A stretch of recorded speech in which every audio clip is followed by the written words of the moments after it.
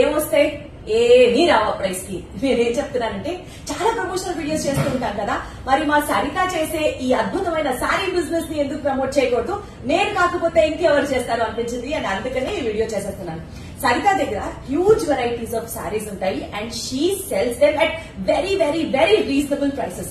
ఇప్పుడు మీరు చూస్తున్న ఈ శారీస్ అన్ని దే జస్ట్ ఫర్ 750 రూపీస్. 750 రూపాయలకి ఏమొస్తాయండి ఈ రోజులో? ఏమీ రావు కదా.